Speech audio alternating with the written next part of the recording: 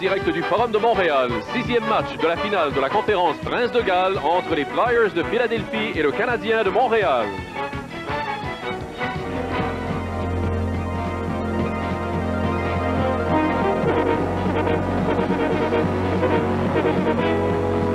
La soirée du hockey est présentée par la bière faite pour toi, la Laurentide. Les pétroliers au Canada qui vous offrent des essences pas de problème à toutes leurs pompes. Et Ford du Canada où la qualité est plus qu'une promesse. Chez Ford, la qualité passe avant tout.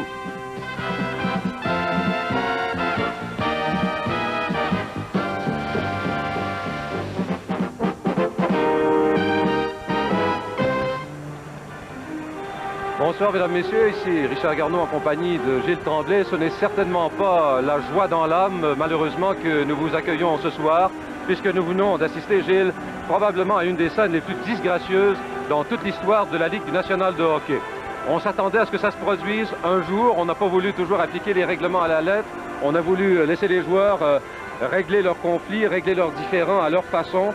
L'arbitrage étant ce qu'il est, ça n'a rien à voir, remarqué ce soir, avec l'arbitrage. Nous avons donc assisté, je m'en vais directement au fait, à une mêlée générale avant même que le match ne commence. Ce qui s'est produit exactement, c'est que selon leur superstition habituelle, et c'est très inoffensif, Corson et Lemieux restent toujours plus tard que les autres joueurs.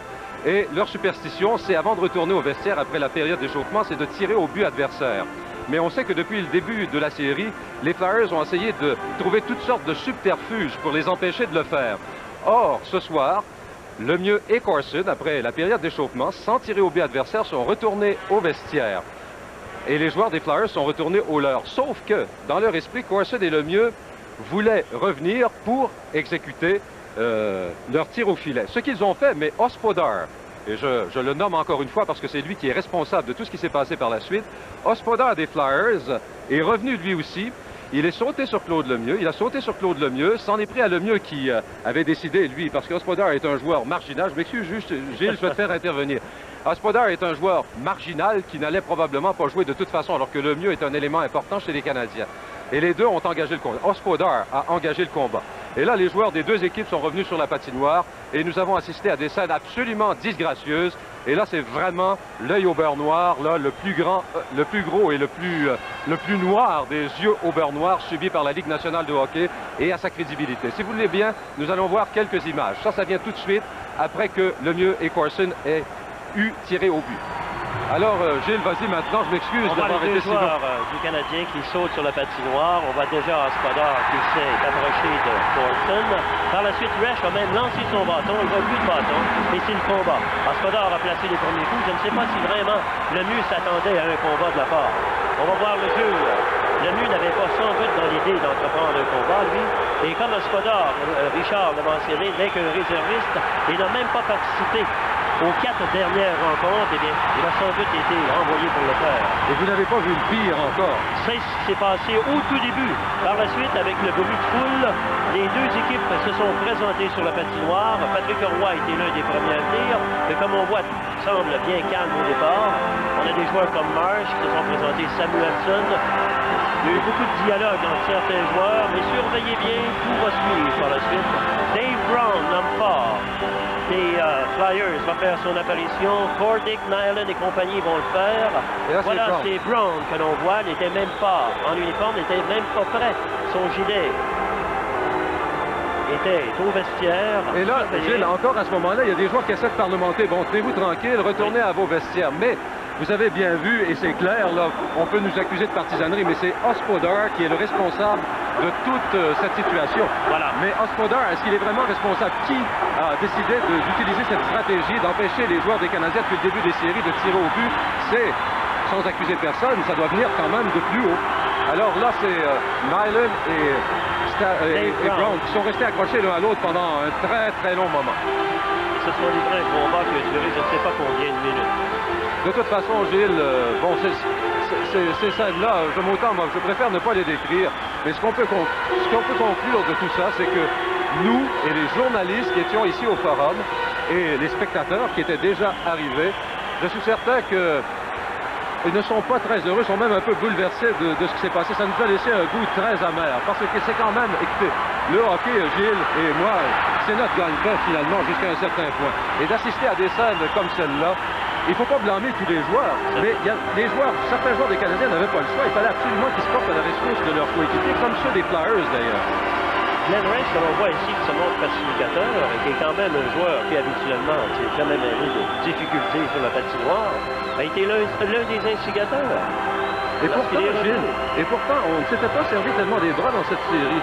On avait joué au hockey, nous avions assisté à de très bons matchs. Dans quel état est-ce qu'ils vont être, ces joueurs, quand ils vont entreprendre le match ce soir? Alors, donc, on avait parlé aussi important. d'un style de jeu que devaient adopter les Canadiens, ou encore les Flyers de Philadelphie. Ça, c'est Mark Hall et Chelios, oui.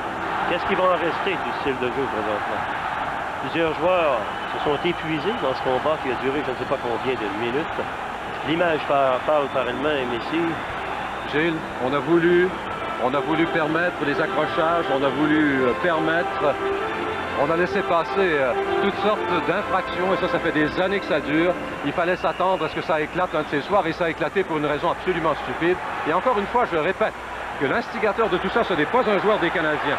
C'est un joueur des Flyers de Philadelphie, Ed Hospodar, un joueur marginal, probablement frustré de ne pas avoir joué ou presque pendant les séries éliminatoires. Alors, on a déjà tenté de vendre le hockey aux États-Unis avec les Flyers de Philadelphie. Pendant qu'on nous montre encore ces scènes entre Island et Blanche, je vous assure que ça, on a eu 3 ou 4 combats de la sorte entre les deux joueurs. On s'est accroché par la suite, on s'est reposé, on croyait que tout était terminé. Et surveillez bien, le combat va reprendre à nouveau. Il y a eu Corson également qui s'en est mêlé. Tuckett, Bordick. La scène la plus disgracieuse qu'il j'ai été donné de voir. Et il y en a, Gilles, qui vient de nous dire qu'il n'y a pas de violence dans la Ligue nationale. Ça, c'est le plus bel exemple de cette violence, et il fallait que ça éclate en finale de conférence dans un match aussi important que celui de ce soir. Je parlais à Richard qu'on voulait vendre le hockey il y a quelques années avec les Flyers de Philadelphie. Eh bien, le réseau SPN, après sondage, s'est aperçu encore une fois cette année que sa cote d'écoute était diminuée. Et ce n'est pas surprenant. On pourrait perdre également des amateurs de hockey au Québec et au Canada. Remarquez qu'il y en a malheureusement qui apprécient ce genre de scène. Ça existe dans d'autres sports. Mais d'autres sports, je parle de sport spectacle, oui. Ça aussi, le hockey, c'est un spectacle. Mais apparemment, c'est un spectacle qui est sérieux. Et là, on voit les deux joueurs qui sont épuisés. Il y en a plusieurs, Gilles, qui vont commencer le match fatigués. Tu sais ce que c'est, tu as joué longtemps dans la Ligue nationale. Bon.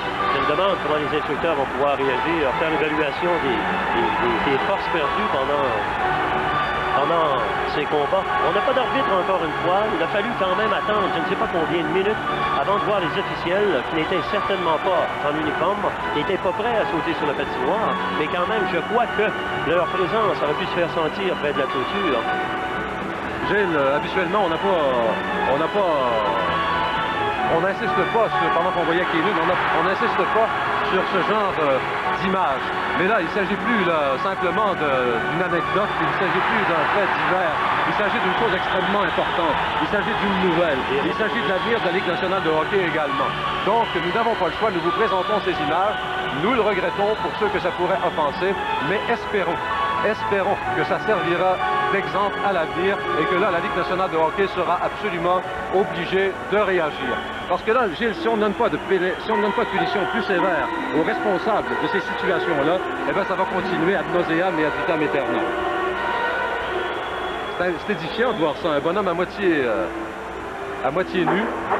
Il ne faudrait surtout pas accuser tous les joueurs, Richard, comme tu l'as mentionné. Il y a peut-être 5 ou 6 joueurs qui ont été impliqués. Et il y a plusieurs pacificateurs qui ont essayé de les séparer, dont Gainé, dont Carbonneau, dont Robinson. Enfin, vous les connaissez aussi bien que moi. Voilà, pendant que tout semblait rétabli, eh bien, c'est Corson. Il y a Bordick également. Et combien ça va coûter en amende tout seul? Très peu, je crois, parce que ça mérite d'être exemplaire. Pour les responsables, il faudra qu'on sache qui sont les vrais responsables. Quand André Van Hilleman et les deux juges de ligne ont finalement fait leur apparition sur la patinoire, ils sont allés consulter certains joueurs, dont Claude Lemieux, qui était à l'origine de tout ça. Quand je dis qu'il était à l'origine de tout ça, c'est qu'il était impliqué à l'origine. Et ils leur ont demandé la version des faits. Alors, qu'est-ce qu'on va donner comme pénalité avant le début du match? Je n'en sais rien. L'arbitre n'était pas là au début. Les deux juges de ligne, ils sont arrivés très en retard. Et justement, en Radio-Canada, juste avant ça, on présente une émission d'une demi-heure sur la sécurité au hockey. Ça tombe à pic.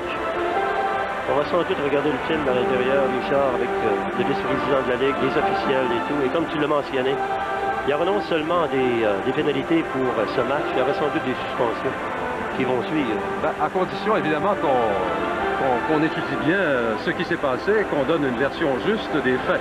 Nous avons été des témoins oculaires. Évidemment, il y a des gens qui ne sont pas nécessairement des partisans des Canadiens qui peuvent nous accuser, nous, d'être de partisanerie. Mais on vous l'a montré. Est-ce que ce n'était pas un geste inoffensif pour Carson et Lemieux, après chaque période de sautement, que d'aller tirer dans le filet adversaire quand les joueurs avaient quitté la glace?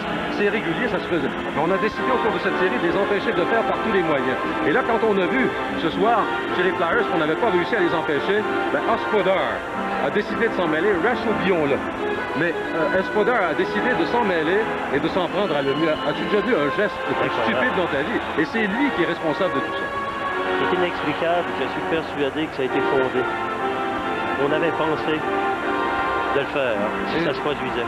Ça vient fausser toute cette série, Gilles. Espérons au moins, et c'est toujours possible, que nous allons assister à un bon match de hockey. Espérons qu'ils ont tout laissé ça là, qu'ils ont tout réglé ça, et pour toujours, parce que là, il faut absolument prendre des mesures draconiennes. Eh bien là, c'est au moment, justement, où tout semblait vouloir s'arrêter. Les juges de ligne étaient là, l'arbitre était arrivé. Alors là, on a demandé aux joueurs de se diriger à leurs vestiaires respectifs, ce qu'ils ont éventuellement fait. De toute façon, les principaux protagonistes étaient tellement fatigués qu'ils n'avaient pas d'autre choix. C'est sans doute intéressant de suivre encore une fois le déroulement. C'est Andy Van Hellemond qui est l'arbitre ce soir. Il est l'un des doyens dans le circuit. Il a toujours été considéré comme le numéro 1. Il y a certainement des réunions en ce moment. D'ailleurs, il est 8h moins quart ou presque et le match n'est pas encore commencé. C'est qu'on est en train de se consulter, les arbitres et probablement Brian O'Neill, le vice-président, puisque Ziegler, lui, n'est certainement pas là. Enfin, j'ose pas m'avancer, il est peut-être là. Mais on ne l'a pas vu encore ici, depuis le début des séries. Alors là, les juges de ligne, les juges de ligne et l'arbitre Van Hellemond sont revenus sur la patinoire, de sorte qu'on devrait voir les joueurs revenir dans quelques instants. Et espérons maintenant que ce sera du hockey. Parce que on aime autant voir, Gilles, contrairement à certaines scènes, les joueurs porter leur uniforme plutôt que de se présenter le torse nu sur la patinoire. Surtout que les Flyers de Philadelphie, Richard, on les avait cité en exemple. La façon dont ils s'étaient transformés après ce 5e match contre les Rangers de New York, de peur de perdre la série avec des pénalités, des combats, des majeurs, eh bien, on s'était adouci pour présenter du hockey de première classe. Et voilà ce qui se produit ce soir. On vous laisse, par les images, le soin d'en juger vous-même.